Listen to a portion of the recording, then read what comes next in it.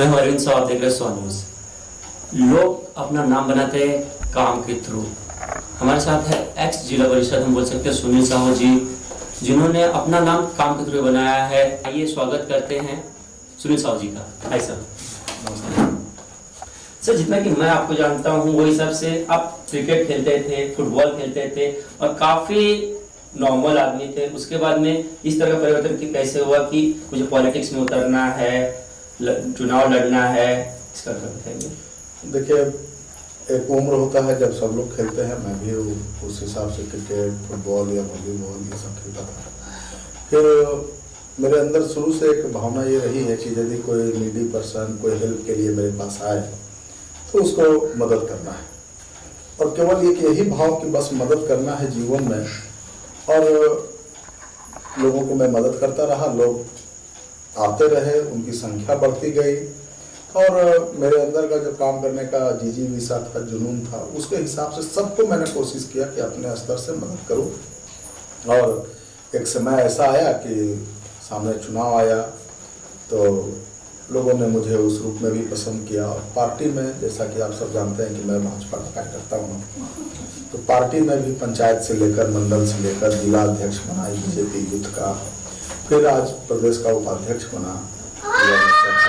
तो पार्टी में भी मेहनत किया और पार्टी के लोगों ने मुझे ज़रूरत से ज़्यादा सम्मान दिया। पार्टी के लोगों ने मुझे आगे बढ़ने का अवसर दिया। पार्टी ने मुझे अपने आप को साबित करने का अवसर दिया, और क्षेत्र का जनता का स्नेह, प्रेम, आशीर्वाद आज भी, जैसा कि पिछला बार जिला परिषद रिजर्व हुआ, फिर चुनाव लड़ने की स्थिति में नहीं था, लेकिन आज भी लोगों का स्नेह, प्रेम, आशीर्वाद अपने साथ है।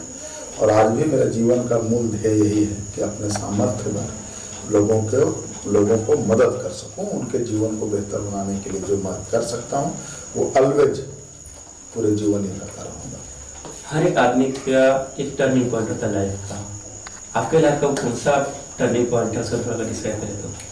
देखिए, जब मैं इंटर में पढ़ता था तो हजारीबाग में इंटर की पढ़ाई हम लोग कर रहे थे, तो यदुनाथ पांडे जी उस समय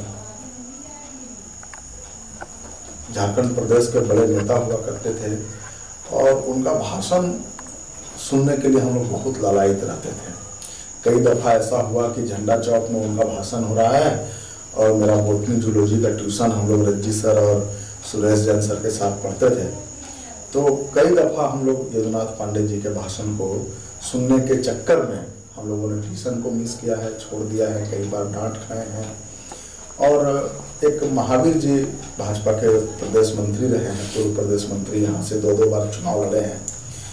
तो महावीर जी के संपर्क में आने के बाद और यदुनाथ पांडे जी का उनका वह जो भाषण वगैरह होता था, इसका बहुत पूरे जीवन में प्रभाव पड़ा। और फिर महावीर जी ने मुझे कार्यकर्ता के रूप में पार्टी में जोड़ा, और महावीर जी के सहयोग से, उनके नेतृत्व में, उनके मार्गदर्शन में अपने आप को साबित कर पाया। इसके अलावा हर एक व्यक्ति रोल मॉडल होता है किसी भी क्षेत्र में। इस क्षेत्र में, पॉलिटिकल क्षेत्र में, कौन है वो व्यक्ति? देखिए, आज के दिन में यदि हम नरेंद्र मोदी जी का नाम लें तो सब लोग के आज के रोल मॉडल नरेंद्र मोदी जी हैं। उससे स्वाभाविक है कि मेरे भी रोल मॉडल नरेंद्र मोदी जी हैं। लेकिन यहाँ एक बात और कहना बहुत प्रासंगिक होगा कि जिस समय हम लोग राजनीति के शुरुआती दौर में थे, उस समय अटल बिहारी वाजपेयी जी और लाल कृष्ण आडवाणी जी का, इनका ये कह सकते हैं कि पीक आवर था। श्रद्धेय अटल बिहारी वाजपेयी जी का क्या उद्बोधन, संबोधन होता था, मार्गदर्शन मिलता था। हाँ, वो बहुत जीवन में प्रभावशाली व्यक्तित्व हम लोगों के लिए रहे हैं। और उसके बाद संयोग से हजारीबाग का लोकसभा क्षेत्र ऐसा रहा कि यहाँ देश के वित्त मंत्री और विदेश मंत्री यहाँ से सांसद हुए, और बहुत अवसर मुझे मिला है देश के वित्त मंत्री आदरणीय यशवंत सिन्हा जी, पूर्व विदेश मंत्री यशवंत सिन्हा जी के साथ राजनीति करने का। तो मैं अपने आप को सौभाग्यशाली मानता हूँ कि देश के बड़े नेतृत्व के साथ राजनीति कर कुछ सीखने का अवसर प्राप्त हुआ। पीएम मोदी की बात की आपने, हाल ही में लास्ट चुनाव की बात करें तो फिर आपका एक फोटो काफी वायरल हुआ था। फोटो के बारे में जानना चाहूंगा। कुछ बातें करते हुए फोटो वायरल हुआ तो दिख रहा था, जिस सर्च दिख रहा था, क्या क्या बातें हुई थी पीएम के साथ में आपकी, पीएम नरेंद्र मोदी के साथ में आपकी, और उस वाकई के बारे में जानना चाहूंगा। क्या था उस वक्त, क्या एक्साइटमेंट थी, माइंड में क्या चल रहा था, क्या बात करना है, किस बारे में बात करना है? देखिए, ऐसे राजनीति में हूँ और प्रदेश का दायित्व अपने साथ है, तो प्रदेश के बहुत से नेताओं से मेरे अच्छे संबंध रहे हैं और आज भी हैं। प्रदेश के लगभग सभी नेता मुझे जानते हैं और मैं भी सबके नज़दीक हूँ। लेकिन जब बात प्रधानमंत्री जी की हो तो ये आप मान सकते हैं कि समथिंग इज स्पेशल। और जब प्रधानमंत्री जी का आगमन बल्कि होने वाला था तो पीएमओ से ही ये लिस्टिंग होता है कि वहाँ जा रहे हैं तो वहाँ के कार्यकर्ता से मिलेंगे और उनका वेलकम के लिए, और जाते वक्त सीओ के समय भी कुछ कार्यकर्ता से मिलते हैं। तो ये सौभाग्य प्राप्त हुआ और ये भी मुझे कहने में कोई संकोच नहीं कि पार्टी के शीर्ष नेतृत्व ने, प्रदेश नेतृत्व ने मुझे यह अवसर दिया। और इतना बड़ा व्यक्तित्व है ना, सामने से हम लोग उनका भाषण तो सुनते ही हैं, एक अरसा सा हो गया, हाँ, बोल सकते हैं। और जब प्रधानमंत्री आते हैं तो हम लोग कोशिश करते हैं कि नजदीक जाकर उनके चेहरे को बढ़िया से देखना, एक्सप्रेशन को देखना। लेकिन जिस दिन प्रधानमंत्री जी से मिलने का बात था ना, तो हम लोग अति उत्साहित थे। और जब उनसे मुलाकात हुई, इतना स्वभाव के सरल है, मतलब Modi ji is a legend person, महान व्यक्तित्व है, इतने सरल स्वभाव के हैं। अपने देश के प्रधानमंत्री, विश्वास नहीं होता है जो उनका अपना पूरे विश्व के सभी राष्ट्रों में जो उनका इमेज है, एक कुशल शासक और कुशल नेतृत्व करता और कह सकते हैं डिसिप्लिन मेंटेन करने वाला व्यक्ति। तो हम लोगों के अंदर भी उसी तरह का एक इमेज डेवलप था पहले से। लेकिन जब मैं आदरणीय प्रधानमंत्री जी से मिला तो मुझे लगा ही नहीं कि मैं देश के प्रधानमंत्री नरेंद्र मोदी जी से मिल रहा हूँ। मुझे लगा कि मैं अपने परिवार के किसी सदस्य से मिल रहा हूँ जो हमारे बड़े हैं, अग्रज हैं, गार्जियन हैं। और उनका मतलब हाव भाव से लगा ही नहीं वो कि मैं किसी बड़े व्यक्तित्व से मिल रहा हूँ। और सच कहता हूँ, ये उनका यही जो भाव और जो सरलता उनके अंदर है, वो और लोगों से उन्हें अलग करता है। और विश्वास मानिए, विश्व में आज के दिन में नरेंद्र मोदी जी जैसा कोई नेतृत्व अपने राष्ट्र का नहीं कर रहा है। जैसे कि आपने कहा कि वो मेरे रोल मॉडल थे। जब रोल मॉडल से मिलने की इच्छा सभी से होती है, काफी कम लोग, हाँ, स्वाभाविक है, काफी कम लोग। लेकिन जब आपको मालूम पड़ा कि जैसे कि आपने बताया कि पहले से सब डिसाइडेड था, कि प्री प्लान था कि इससे मिलना है, उनको इस तरह से ये करना है, आपको कब मालूम पड़ा कि मुझे पीएमओ से मिलना है? हाँ, और उसके बाद की एक्साइटमेंट क्या थी और कितना नर्वस थे? देखिए, हम लोगों को फोन आया प्रदेश कार्यालय से। हमारे बड़े भाई आदरणीय सावरमल अग्रवाल जी उस कार्यक्रम को कोऑर्डिनेट करते थे, प्रदेश के प्रवक्ता हैं, मीडिया प्रभारी। तो उनका फोन आया कि आप अपना फोटो और आधार कार्ड मेरे पास पहुंचा दें। तो हम लोग उस समय तक ये सोचे नहीं थे कि ये अवसर हम लोगों को मिलने वाला है। तो फिर हम पूछे उनसे कि सावर भैया क्या बात है, बताइए। तो बोले, अरे पगला कहीं के, प्यार से उनका आशीर्वाद मेरे साथ रहता है। बोले प्रधानमंत्री जी से मिलना है। तो हमको लगा कि वो हमको यहाँ ड्यूटी वगैरह, पार्टी का जो जिम्मेवारी लगभग हर बड़े कार्यक्रमों में हम लोगों को जिम्मेवारी दिया जाता है, यहाँ का स्टेज संभालना है या सामने क्राउड ज्यादा खड़ी न रहे, उन लोग व्यवस्थित रहे, या कोई ऐसा मैनेजमेंट का जो रहता है नॉर्मली। हाँ, तो मुझे लगा कि सावर भैया बोल रहे हैं कि प्रधानमंत्री जी से मिलना है, लेकिन मुझे लगा कि वही मैनेजमेंट पर कहीं हमको सेट करेंगे। लेकिन जब पास आया मेरे पास तो उसमें लिखा हुआ था पीएमओ से सब बन के आया था। तब मुझे लगा कि अब शायद मैं भारतीय जनता पार्टी का कार्यकर्ता एक बूथ अध्यक्ष से लेकर आज प्रदेश का उपाध्यक्ष हूँ। माता रानी का कृपा हुआ, माँ काली का कृपा हुआ, माँ बाबू जी का आशीर्वाद और यहाँ के लोगों का प्रेम रहा, तो आगे का भी सफर तय करेंगे। लेकिन एक साधारण परिवार से और साधारण कार्यकर्ता देश के प्रधानमंत्री से मिले, ये अकल्पनीय है।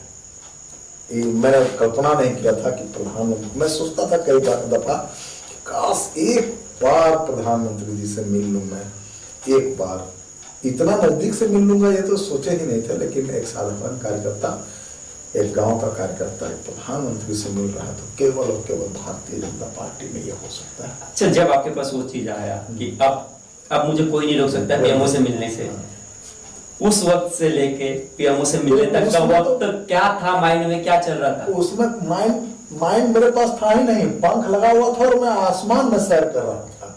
मुझे ये लग रहा था बस ये जीवन सफल हुआ, जीवन पूर्ण हुआ। एक साधारण कार्यकर्ता प्रधानमंत्री से मिलेगा, मतलब अनबिलीवेबल, जो वो खुशी, वो पल, वो मोमेंट।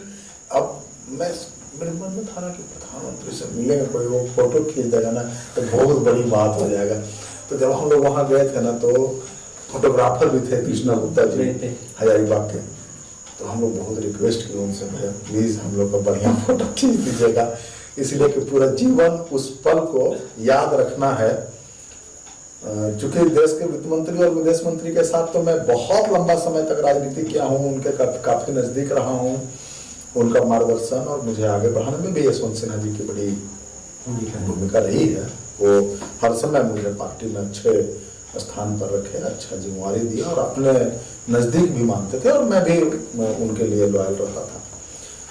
तो वित्त मंत्री विदेश मंत्री तो हो ही चुके थे, अब गृह मंत्री और प्रधानमंत्री का बात था। तो और प्रधानमंत्री और मोदी जी में बहुत अंतर है, इनका व्यक्तित्व और इनका कार्य करने का शैली। तो जब मोदी जी से मिलने का बात हुआ ना तो हम लोग को लगने लगा अब मेरे प्रदेश के पूरे भाजपा की टीम, युवा मोर्चा की टीम और मेरा अपना जो फ्रेंड सर्कल, जो अपना दायरा दोस्तों की है, वो सब लोग फोन करके, जब प्रधानमंत्री जी का फोटो मैंने सोशल मीडिया में पोस्ट किया और काफी वायरल, हाँ, तो बहुत लोगों ने मुझे फोन करके बधाई दी कि ये एक पल ऐसा है जीवन का जिसे दोबारा जीवन में आ पाएगा या हम लोग ला पाएंगे, वैसा अवसर कि नहीं ला पाएंगे, ये कहना बड़ी कठिन है। और प्रधानमंत्री जी जब सामने मेरे खड़े थे तो मैं क्या बोलूं, मतलब समझ ही नहीं आ रहा था कि मेरा भाव क्या होना चाहिए, शब्द का चयन कहाँ से करूं। इसलिए कि मुझे याद है एक दफा आदरणीय श्री राजनाथ सिंह जी आए थे चंपारण, 2 बार हमारे पार्टी के राष्ट्रीय अध्यक्ष रहे हैं, देश के गृह मंत्री रहे हैं, देश के आज के वर्तमान में रक्षा मंत्री हैं, पार्टी के बड़े नेता हैं। तो आदरणीय राजनाथ जी आए तो पूछे कैसे हो, तो मेरे मुंह से अनायास निकला वो शब्द मुझे याद है कि सर आपका भाषण सुनते सुनते मैं बड़ा हुआ हूँ। मतलब राजनाथ जी हम लोग का पार्टी के बड़े नेता और कार्यकर्ता के रोल मॉडल हैं आदरणीय राजनाथ जी। तो मेरे मुंह से आप वो पूछ दिए कैसे हो, तो अब हमको तो बोलना चाहिए था कि ठीक है सर, लेकिन मेरे मुंह से ये शब्द निकले कि सर आपका भाषण सुनते सुनते बड़े हुए हैं। तो मुझे लग रहा था कि मोदी जी के साथ बोलना है तो थोड़ा बढ़िया से बोलना है, क्योंकि वो एक लेजेंड है। हाँ, नहीं राजनाथ जी भी। तो फिर मोदी जी से बातचीत हुई तो अपना मैंने परिचय दिया, सुनील साहू युवा मोर्चा का प्रदेश उपाध्यक्ष हूँ। तो उनका बॉडी लैंग्वेज, उनका एटीट्यूड लगता ही नहीं है कि वो इतने बड़े और विराट व्यक्तित्व के व्यक्ति हैं। हम लोग जैसे साधारण कार्यकर्ता से जब हाथ मिलाए, हम लोगों की तो इच्छा थी कि एक बार मैं पाँव छू के उनका प्रणाम करूं, लेकिन वो प्रोटोकॉल में नहीं था। और चूंकि पार्टी का मैं कार्यकर्ता हूं और आप सब जानते हैं कि भारतीय जनता पार्टी एक अनुशासित पार्टी है और कार्यकर्ता के रूप में मैंने ये सब चीजें सीखी हैं। फोटो में कुछ बातें करते हुए दिख रहे थे, क्या क्या बातें हुई थी? बस चुनाव के बारे में, झारखंड का चुनाव और अपना परिचय। बहुत समय नहीं रहता है और हम लोग जैसा कार्यकर्ता से मिलिए वही काफी था, लेकिन उन्होंने हौसला बढ़ाया। जब मैंने कहा कि मैं प्रदेश का उपाध्यक्ष हूँ युवा मोर्चा झारखंड का, तो उन्होंने कहा कि आप आगे बढ़ें, मेरी शुभकामना आपके साथ है। तो ये काफी था मेरे लिए। अच्छा, इन सभी चीजों में जैसे कि आपने कहा कि एक बूथ अध्यक्ष से अभी प्रेसिडेंट में भारतीय जनता पार्टी का युवा अध्यक्ष, युवा उपाध्यक्ष है सर, फैमिली का कितना बड़ा योगदान रहा? देखिए, इस मामले में मैं बहुत सौभाग्यशाली हूँ कि मेरा पूरा परिवार मेरे साथ खड़ा है और आज इस पड़ाव तक आने के बाद भी घर का कोई लायबिलिटी घर के लोगों ने मेरे ऊपर नहीं दिया। माँ बाबूजी हों, चाहे मेरी पत्नी हो, चाहे मेरा छोटा भाई हो या सभी बच्चे, उन लोगों ने कोई लायबिलिटी आज तक नहीं दिया। मुझे फ्री रखा कि आप जिस क्षेत्र में हैं उसी क्षेत्र में काम करें। तो 100% इन लोगों का सपोर्ट मेरे साथ है। और आज भी जहाँ मैं हूँ या इससे आगे के जो सफ़र होंगे उसमें परिवार का कहीं प्रॉब्लम नहीं है, सब लोग साथ हैं। जैसे कि आपने कहा कि बूथ अध्यक्ष से आप वहाँ तक पीएमओ तक का सफर तय किए, उसके बाद कितनी कठिनाई आई थी इस दौरान, क्योंकि मिडिल क्लास फैमिली से बिलोंग करते हैं, उसका बस बताएंगे। देखिए, संघर्ष सभी के जीवन में है। मैं भी संघर्ष कर रहा हूँ और बहुत से कार्यकर्ता जो मुझसे नीचे हैं वो भी संघर्ष कर रहे हैं, और जो मुझसे आगे हैं वो भी संघर्ष कर रहे हैं। कठिनाइयों कर्मयोगी कठिनाइयों की चिंता नहीं, कुछ फर्क नहीं पड़ता, बोल सकते हैं। आप काम करने की इच्छा शक्ति के साथ आगे बढ़ें, प्रकृति आपको ऐसा वातावरण, ऐसा माहौल और ऐसे लोगों से संबंध स्थापित करेगा। वो समय के साथ सब होता है। हाँ, थोड़ी कठिनाई थी, तो फ्रेंड सर्कल, मेरे रिलेटिव्स, मेरे परिवार के सब लोगों ने उस समय मदद की और आज भी सब मदद करते हैं। इसलिए आज भी मैं कहता हूँ, अभी गत विधानसभा चुनाव में पार्टी के अधिकांश कार्यकर्ताओं की इच्छा थी कि मैं पार्टी की तरफ से चुनाव लड़ूं। सब लोग जानते हैं। हाँ, विधानसभा, हाँ, एमएलए के लिए पार्टी भी बहुत सम्मान करती है, पार्टी ने ही सम्मान दिया है सब कुछ। तो कार्यकर्ताओं की इच्छा है कि आप चुनाव लड़े। सब जानते हैं कि सुनील भैया साधारण परिवार से हैं, फिर भी उनकी इच्छा है। तो वो कार्यकर्ता, वो देखिए, पार्टी बीजेपी का कार्यकर्ता ऐसा होता है ना कि वो मजबूत आदमी है, पैसा वाला आदमी है, तब उसका रिस्पेक्ट होगा। ऐसा बीजेपी में नहीं है। बीजेपी में आप अच्छे भाव से केवल राष्ट्र हित के लिए काम करिए, देश के लिए काम करिए, और देश आगे बढ़ेगा तो निश्चित रूप से पार्टी भी मजबूत होगी। पार्टी मजबूत होगी तो आप मजबूत होंगे। और मेरे जैसा साधारण व्यक्ति के पक्ष में हमारे अधिकांश कार्यकर्ता हमारे सांसद से या प्रदेश नेतृत्व से मेरे पक्ष में विषय बात को रखा। पार्टी की नीति, पार्टी के पास ऑप्शन बहुत है, तो 10 कार्यकर्ता उम्मीदवार होते हैं तो कोई एक चुनाव लड़ेगा, लेकिन कार्यकर्ताओं का पसंद है। और शुरू से मैं ये सोचता भी हूँ कि कार्यकर्ताओं के बीच रहूं और कार्यकर्ता ही हूँ, कारण कि बीजेपी में कोई नेता नहीं होता है, कार्यकर्ता ही होता है। तो कठिनाई सभी के जीवन में है और वो मेरे जीवन में भी है, लेकिन उससे बहुत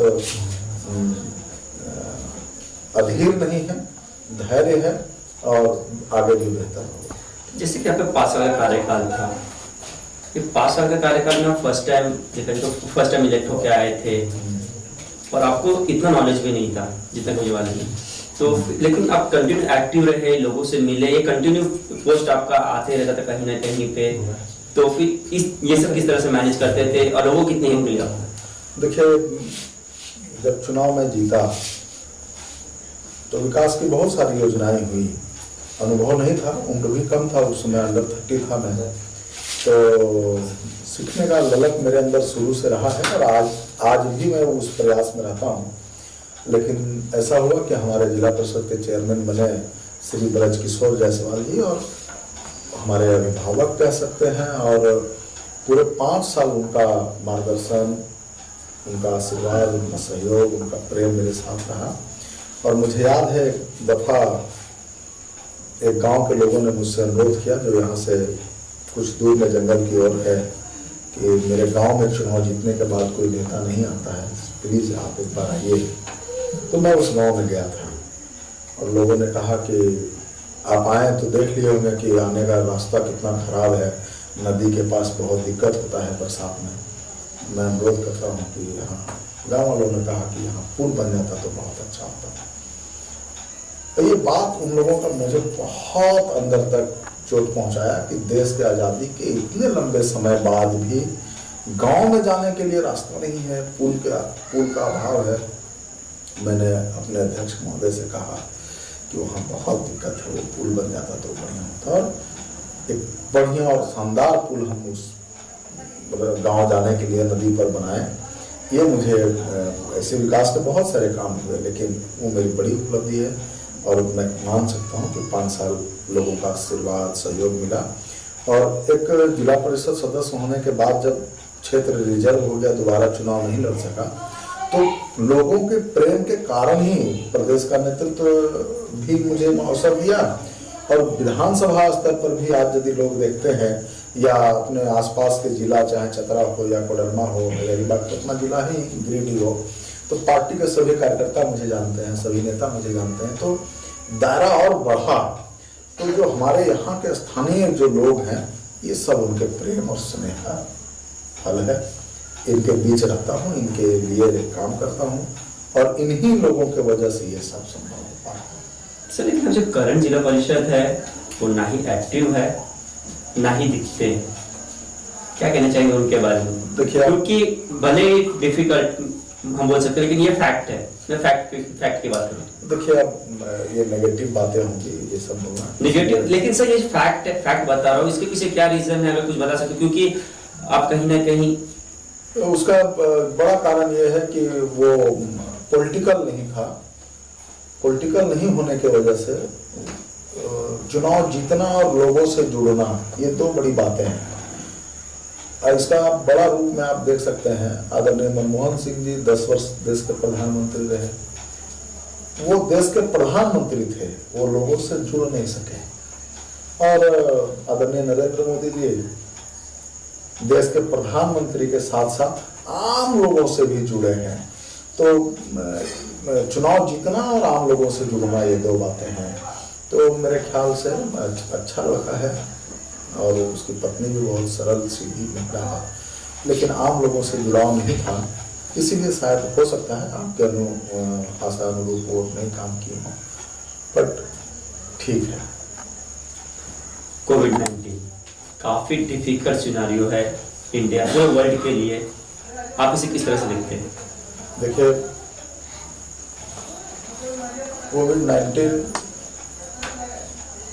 आने वाले दिनों में ये और भयावह रूप लेगा और भारत जैसे देश में,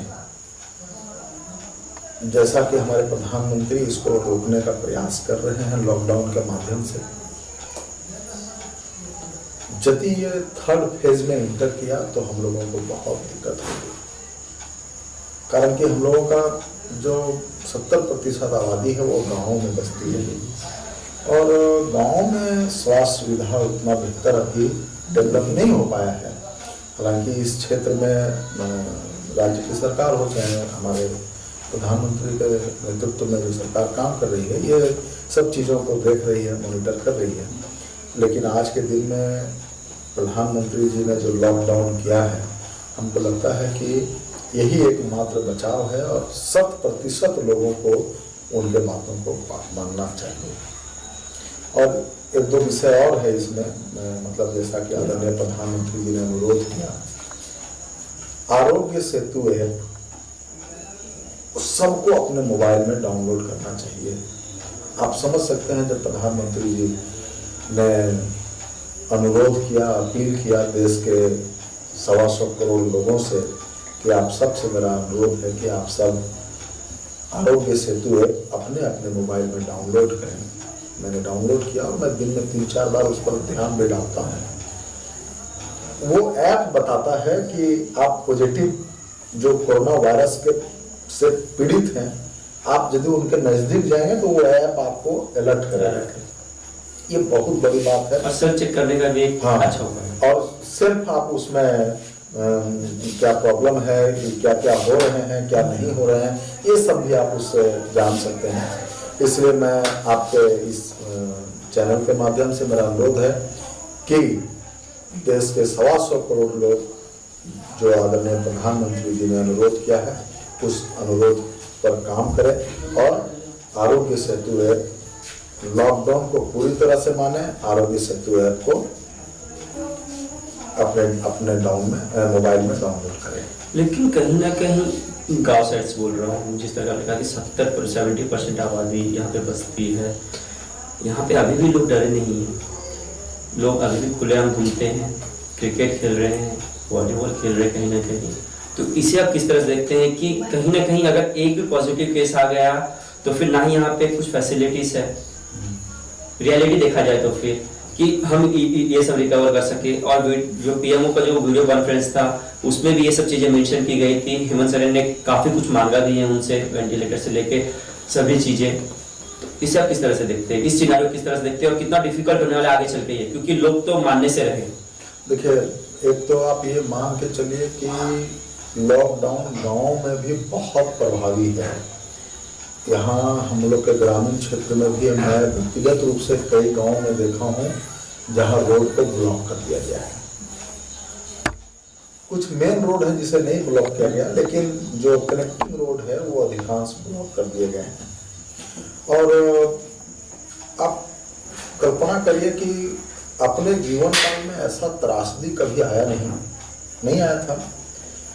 और आज बाजार चौक चौराहे शून्य हैं।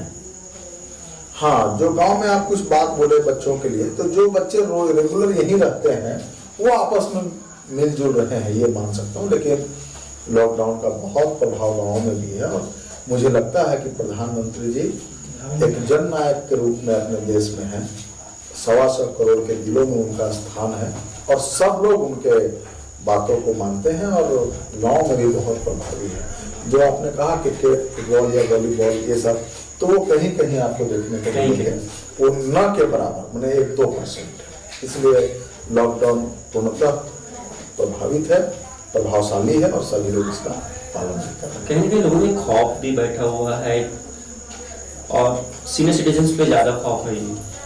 देखिए, खौफ होने का बड़ा कारण यह है कि विश्व के कई राष्ट्र ऐसे हैं जो अपने आप को शक्तिशाली मानते हैं। भविष्य में देखा जाएगा क्या मानेंगे। वैसे राष्ट्र ये कोरोना वायरस कोविड-19 से बेहाल हैं। जो अपने आप को सुपर शक्ति समझते हैं वो सभी देश, पूरा यूरोप महाद्वीप कह सकते हैं, पूरा यूरोप आज प्रभावित है और अमेरिका जैसा देश भी परेशान है। तो करीब 17-18 लाख से ज्यादा लोग आज इससे एडिक्ट हो चुके हैं। तो लाजमी है लोगों के अंदर डर पैदा होना। और उम्र दराज लोगों के अंदर क्या है कि उनका जो इम्यूनिटी सिस्टम है, जो इम्यूनिटी पावर है, रोग प्रतिरोधक क्षमता है, वो थोड़ा कम हो जाता है, कमजोर हो जाता है। इस वजह से प्रधानमंत्री जी ने भी कहा कि उम्र दराज लोगों को थोड़ा विशेष ख्याल रखें। तो उनकी सोच यही है कि जो हमारे घर के अभिभावक हैं, बुजुर्ग हैं, वो प्रभावित नहीं हों, कारण कि उनका बॉडी इम्यूनिटी कम हो जाने से इलाज में थोड़ा लंबा समय लगता है, तब तक कभी कभी डेथ भी हो जाता है। तो ये एक डर का बड़ा रीजन है, खौफ का बड़ा कारण है कि ये वायरस मैन टू मैन, छुआछूत हम लोग गाँव के भाषा में बोलते हैं, ये फैलने वाली बीमारी है, इसलिए लोगों के अंदर डर है। थोड़ा लंबा जा रहा है इंटरव्यू से, इसमें माफी चाहूँगा। लेकिन कहीं ना कहीं जो गवर्नमेंट ऑफिसर्स हैं, जैसे कि पुलिस ऑफिसर्स की बात करो या डॉक्टर्स की बात करें या जो गवर्नमेंट सेक्टर में जो भी काम कर रहे हैं लोग, उनकी ड्यूटी आज के वक्त 18 से 20 घंटे, 16 से 18 घंटे की हो रही है। और जो लोग हैं वो उन्हें गाली दे रहे हैं। जैसे कि आज के वक्त अगर कोई सीनियर ऑफिसर आया तो या तो पुलिस की कोई गाड़ी आई तो फिर लोग भागते हैं और बोलते हैं कि क्यों आया। इस तरह का वाक्य भी यूज होता है। पीठ पीछे की बात कर रहा हूं मैं। तो आप इसे किस तरह से देखते हैं? कहीं ना कहीं हमें उन्हें रिस्पेक्ट देना चाहिए, क्योंकि वो जो कर रहे हैं वो हमारे लिए ही कर रहे हैं, लेकिन लोग उन्हें नहीं कर रहे हो रिस्पेक्ट। देखिए, ये अपने देश की खासियत रही है कि जब जब देश पर, अपने राष्ट्र में, अपने भारत पर कोई विपत्ति आया है तो भारत के जिन लोगों के आप बात कर रहे हैं, सरकारी अफसर, सरकारी कर्मचारी, वो सभी पूरे तन मन और पूरे मनोयोग से लगते हैं और आज भी पूरे मनोयोग से लगे हुए हैं। वैसे लोगों के जज्बे को सलाम, और पूरा मेहनत कर रहे हैं वो लोग। हम कह सकते हैं कि, और आदरणीय प्रधानमंत्री जी ने भी कहा कि वैसे लोगों का सम्मान करना है। तो ये भी एक प्रकार का युद्ध है और वो हमारे योद्धा हैं। और जो आपने कहा कि पुलिस आते हैं या डॉक्टर आते हैं तो कुछ लोग बुराई करते हैं, कुछ लोग पत्थर फेंकते हैं, कुछ लोग लाठी चलाते हैं। तो इस मामले में हमारे शास्त्रों में लिखा है कि विपत्ति में व्यक्ति का, समाज का और धर्म के चरित्र का सच्चाई पता चलता है। तो आप देख लीजिए, जो पत्थर फेंक रहे हैं, जो हमारी बहनें नर्सिंग के काम करती हैं, नर्स स्टाफ हैं, आज के दिन में वो लोग हमारी बहनें भगवान के रूप अवतरित, मतलब भगवान के रूप में हैं, और आप उनके सामने नंग धड़ंग प्रदर्शन कर रहे हैं और अपने आप को कहते हैं कि हम लोग धर्म गुरु हैं। तो ऐसे लोगों के मानसिकता पर मुझे लगता है कि उनके धर्म गुरुओं को धार्मिक दृष्टिकोण से सही रास्ते पर लाने का जरूरत है। वो भटके हुए लोग हैं, और जैसा कि विपत्ति में व्यक्ति का चरित्र, समाज का चरित्र और धर्म का चरित्र की अच्छाई और बुराई पता चलता है। तो आज पूरा भारत देख रहा है। आपने कहा डॉक्टर और नर्सेस को टारगेट किया जा रहा है, लेकिन उन लोगों पे कार्रवाई नहीं हो रही है, इसके पीछे क्या रीजन है? देखिए, क्या है ना कि भारत के संविधान में सभी लोगों का आस्था है, सभी लोगों का विश्वास है, और शायद यही बात को हमारे देश के प्रधानमंत्री जी भी समझ रहे हैं। लेकिन जैसा कि तबलीगी जमात और उससे जुड़े लोगों का व्यवहार हाल के दिनों में दिखाई दे रहा है, तो बहुत से राज्य सरकारों ने वैसे लोगों को दंडित करने का, पनिश करने का निर्णय लिया है। और एक अनुरोध भी सभी राज्य सरकारों ने किया कि जो लोग गए थे तबलीगी जमात में, वहाँ निजामुद्दीन मरकज में, वो लोग खुद सामने आ जाएं। और मुझे आश्चर्य होता है कि आप जब किसी धार्मिक स्थल पर जाते हैं, और इसका मतलब है कि आप अच्छे व्यक्ति हैं, धर्म के प्रति आपकी लगाव है, रुचि है, जुड़ाव है, और तब आप कानून और उस देश की सरकार के बात को नहीं मानते हैं। बड़ा शर्मनाक है। बात करें तो उन लोगों को क्या मैसेज देना चाहेंगे आप, जो सरेंडर नहीं कर रहे हैं या तो खुद को क्वारंटाइन नहीं कर रहे, क्योंकि कहीं ना कहीं उनकी फैमिली को भी तकलीफ है आगे चल के, तो उनको क्या मैसेज देना चाहेंगे? देखिए, महामारी किसी धर्म और किसी व्यक्ति विशेष के लिए नहीं है। उस सबको पकड़ेगा और सभी लोग मौत के गाल में समाएंगे, काल के गाल में सभी समाएंगे। इसलिए वैसे लोगों से मेरा अनुरोध है कि यह देश आपका है और 125 करोड़ हम लोग भारतीय हैं। इसलिए थोड़ी कठिनाई हो सकता है कि आपको आइसोलेशन में रहना पड़े या क्वारंटाइन में रहना पड़े, लेकिन आपके आइसोलेशन और क्वारंटाइन में रहने से आपका पूरा परिवार सुरक्षित रहेगा, पूरा आसपास पड़ोस के लोग सुरक्षित रहेंगे, और जब इस तरह से सब सुरक्षित होंगे तब अपना देश सुरक्षित रहेगा। इसलिए केवल आप एक व्यक्ति नहीं हैं, बल्कि आप ये मानकर चले कि मुझसे ही पूरे देश को हानि पहुंच सकता है।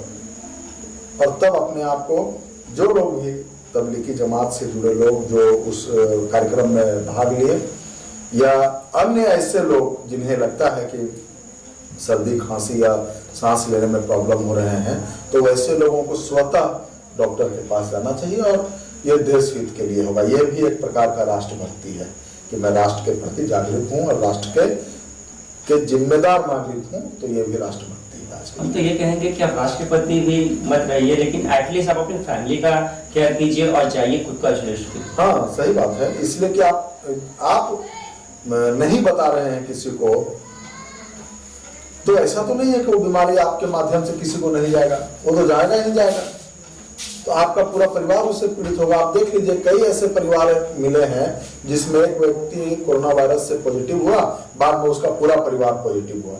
तो आप खुद भी अपने जान को सांसत में डाल रहे हैं, संकट में डाल रहे हैं, और पूरे परिवार के लोगों को भी संकट में डाल रहे हैं। इसलिए जिम्मेदार नागरिक बनिए और डॉक्टर के संपर्क में रहिए। झारखंड की बात करूँ तो फिर हमने काफी डीलर्स के पास गए, हम काफी सर्वे भी किया, कुछ डीलर सस्पेंड भी हुए। अनाज क्यों काटा जा रहा है? देखिए, केंद्र सरकार और राज्य सरकार इस मामले में बहुत अच्छे काम कर रही है, और लेकिन कुछ लोग ऐसे हैं जो इस विपत्ति के समय में भी अपना उन्नति चाहते हैं, मुनाफा कमाना चाहते हैं, और ये गलत है। आम दिनों में भी यदि आप किसी का अनाज कम दे रहे हैं तो आप गलत कर रहे हैं, और इस विपत्ति में यदि आप कम दे रहे हैं तो ये तो क्षमा योग्य नहीं है। और ऐसे सभी लोगों के ऊपर कार्रवाई होना चाहिए जो आम लोगों के हक हिस्सेदारी को छीनना चाहते हैं, चाहे वो किसी विभाग के लोग हों, अनाज के दृष्टिकोण से हो या अन्य कोई दृष्टिकोण हो। ऐसे सभी लोगों के ऊपर कार्रवाई होनी चाहिए जो आम लोगों का हक हिस्सेदारी को हड़पना चाहते हैं। इसके अलावा काफ़ी झारखंड के काफ़ी परसेंटेज की बात करो तो काफ़ी लोग बाहर है, आउट ऑफ झारखंड है, फंसे हुए हैं, काफ़ी मजदूर है, तो फिर आगे का प्रोसेस क्या होगा, उनके लिए क्या है? देखिए, ये बहुत मतलब कह सकते हैं कि झारखंड के लिए, जैसा हम लोग का ग्रामीण क्षेत्र है, तो रोजगार के दृष्टिकोण से बहुत बड़ी आबादी दूसरे महानगरों में, मुंबई हो, दिल्ली हो या अन्य महानगर हैं, वहाँ पर रोजगार के तलाश में लोग जाते हैं। और एक बड़ी आबादी हमारी आज महानगरों में कैद है। लेकिन जैसा कि आप सब जानते हैं कि यदि हम उन्हें आवागमन का सुविधा दे देंगे तो खतरा और बढ़ेगा। इसलिए जो जहाँ हैं, मान लीजिए आप मुंबई में 1 साल से रह रहे थे, दिल्ली में 6 महीना से रह रहे थे, तो 1-2 महीना और रह लेना है। आप वहाँ क्या है कि आप एक कमरे में रह रहे हैं या एक छोटा सा घर है, उसमें 2-3 लोग रह रहे हैं, थोड़ी दिक्कत तो है। लेकिन जैसा कि आदरणीय प्रधानमंत्री जी ने कहा कि जान है तो जहान है। इसीलिए मैं वैसे सभी भाइयों से हाथ जोड़ के अनुरोध करता हूँ कि आप जहाँ हैं वहीं रहें, सुरक्षित रहें।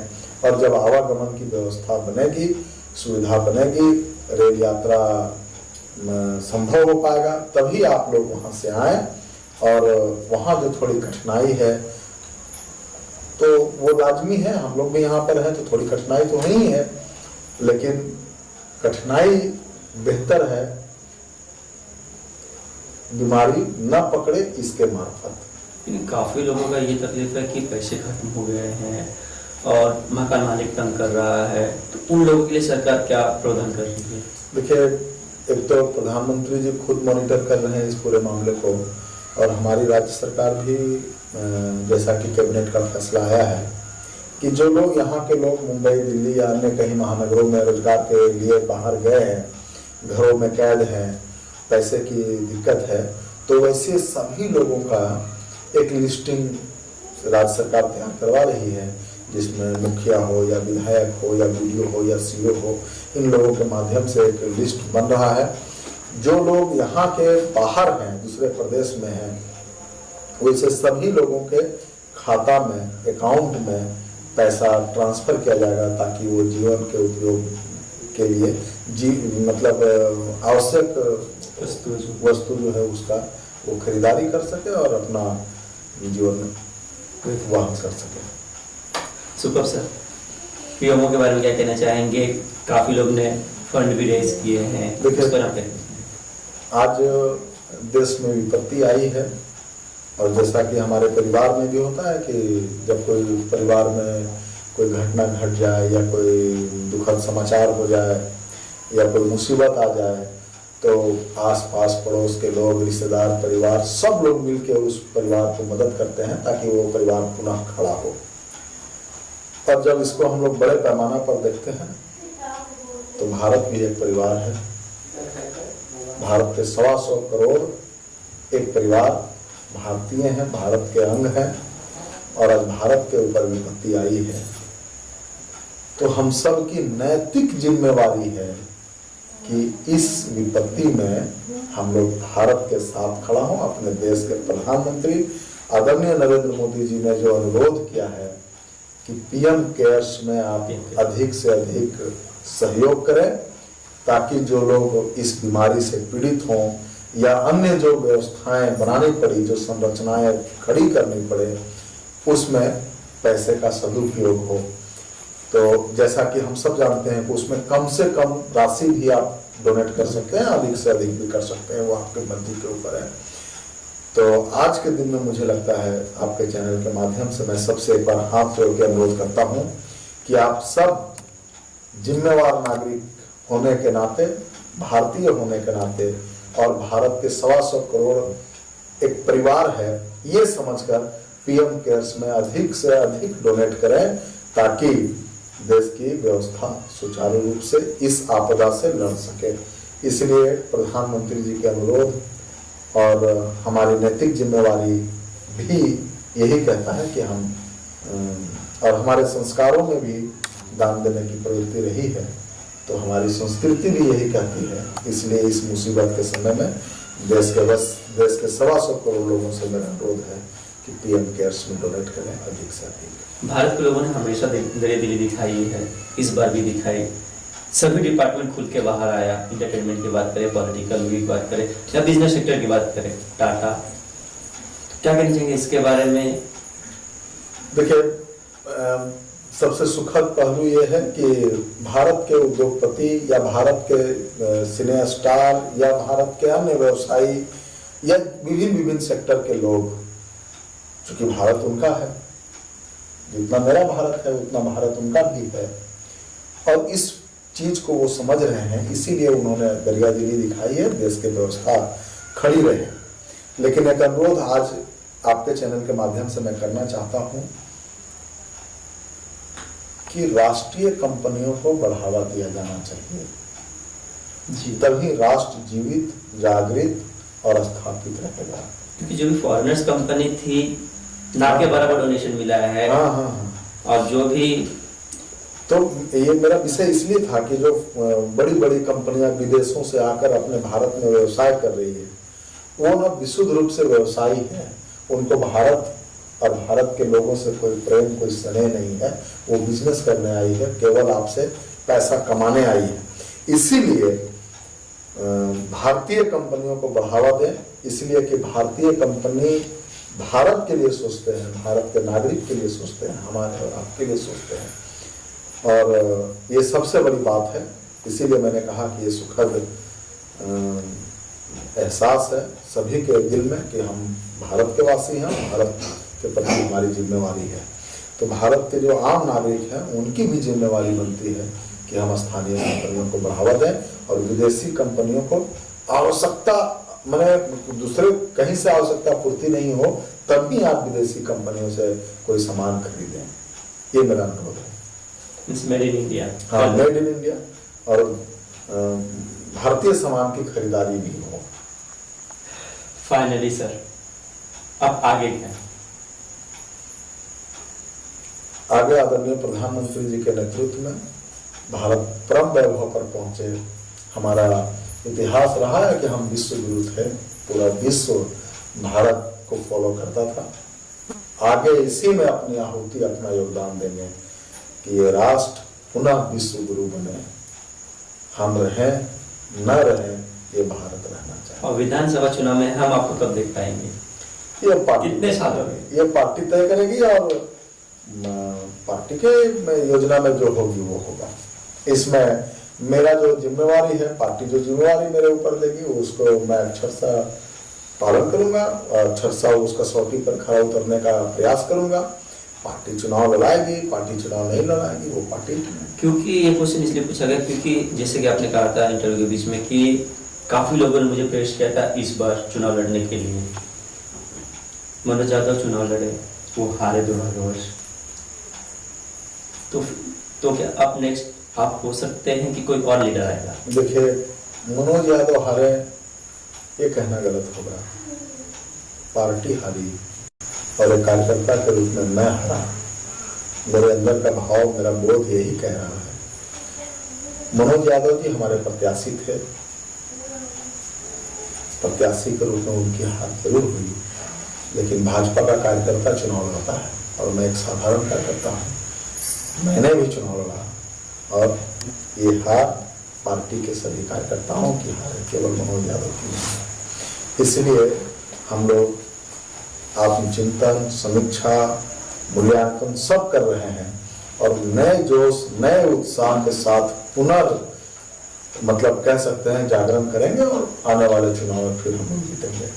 सवाल रहा मेरा, तो मेरा अपना कुछ नहीं है, जो है वो भारतीय जनता पार्टी का है। जो दिया है वो भारतीय जनता पार्टी ने दिया है और आगे भी जो देगी वो भारतीय जनता पार्टी देगी। इसलिए पार्टी के हर निर्णय में मैं उनके पार्टी के निर्णय के साथ खड़ा हूँ।